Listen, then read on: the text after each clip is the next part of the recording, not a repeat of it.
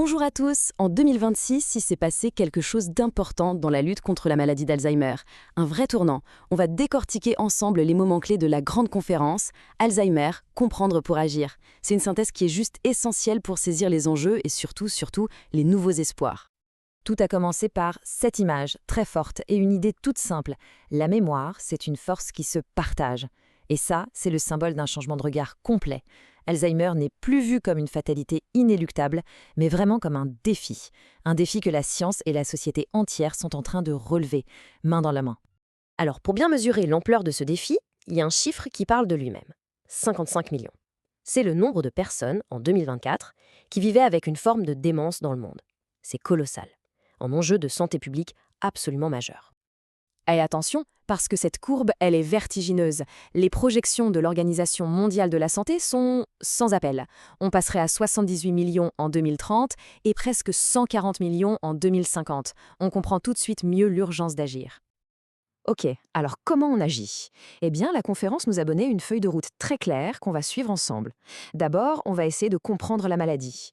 Ensuite, on va apprendre à reconnaître les premiers signaux. Et puis, on va explorer les deux grands leviers pour agir, les nouveaux traitements et tout ce qui touche à la prévention. Allez, on commence. Le défi Alzheimer, un enjeu de santé publique majeur. Parce que oui, pour agir, il faut d'abord comprendre. Qu'est-ce qui se passe vraiment là-haut, dans le cerveau d'une personne malade? C'est ce que le docteur Bernard Croisil a expliqué en détail. D'abord, petite clarification importante. On entend souvent le mot démence. Ce n'est pas une maladie en soi, hein. C'est un terme un peu générique qui chapeaute tout un tas de maladies neurologiques. Leur point commun, elles abîment le cerveau et, à terme, elles entraînent une perte d'autonomie. Et dans cette grande famille de maladies, il y en a une qui est de très, très loin la plus connue et la plus fréquente, c'est la maladie d'Alzheimer. Elle représente 70% des cas. On comprend donc pourquoi toute la recherche se concentre dessus. Regardons d'un peu plus près. Cette image, elle est super parlante. Elle montre vraiment le cœur du problème. À gauche, un cerveau sain. Les neurones communiquent bien. À droite, un cerveau malade. Et là, on voit s'installer deux saboteurs. D'un côté, les plaques amyloïdes, qui s'accumulent entre les neurones. Et de l'autre, des dégâts à l'intérieur même des neurones. Le résultat, c'est que la communication est bloquée et les cellules finissent par mourir. On passe maintenant à une question que tout le monde se pose, une question vraiment cruciale. Comment on fait la différence entre les petits oublis normaux liés à l'âge et les tout premiers symptômes de la maladie? La différence, elle est subtile, mais elle est fondamentale. Avec l'âge, on a tous ce fameux mot sur le bout de la langue. C'est un problème d'accès à une info qui est bien là, dans notre cerveau.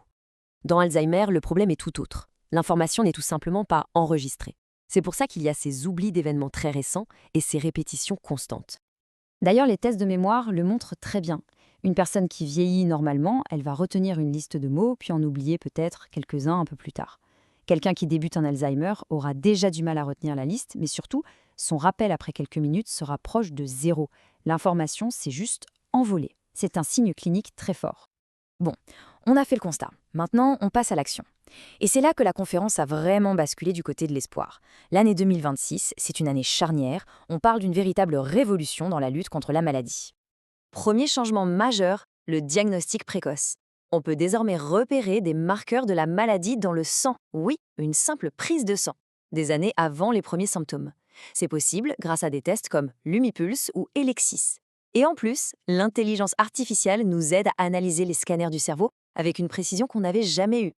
L'autre révolution, c'est celle des traitements. Pour la toute première fois, on ne se contente plus de gérer les symptômes. On a enfin des médicaments qui s'attaquent à la racine du mal, à ces fameuses plaques amyloïdes et à la protéine Tau. Alors, il y a un nom à retenir, c'est le lecanemab. C'est un de ces nouveaux médicaments qui fait le ménage dans le cerveau. Il nettoie ces plaques amyloïdes.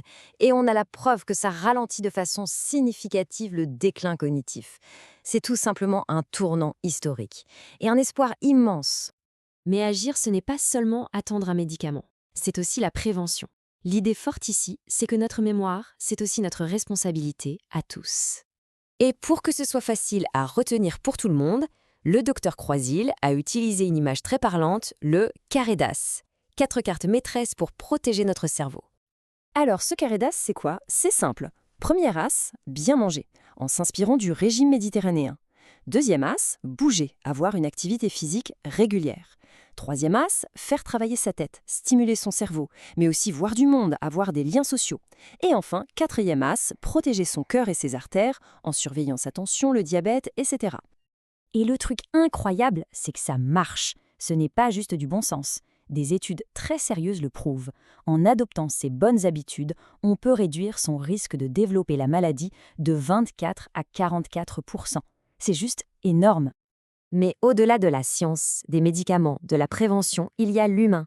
Gérard Herbach de France Alzheimer l'a rappelé avec beaucoup de force. Le rôle des aidants est absolument crucial.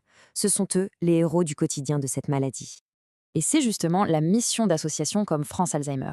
Être là, sur le terrain. Offrir un soutien psychologique, des formations, un accompagnement de proximité, pour aider les familles et les aidants à mieux vivre avec la maladie. C'est un travail qui est juste essentiel. Finalement, on ressort de cette conférence avec une question un peu vertigineuse. Et si l'avenir de notre mémoire, il se décidait maintenant, aujourd'hui? Entre les progrès incroyables de la science et le pouvoir que chacun a d'agir par la prévention, la balle est plus que jamais dans notre camp.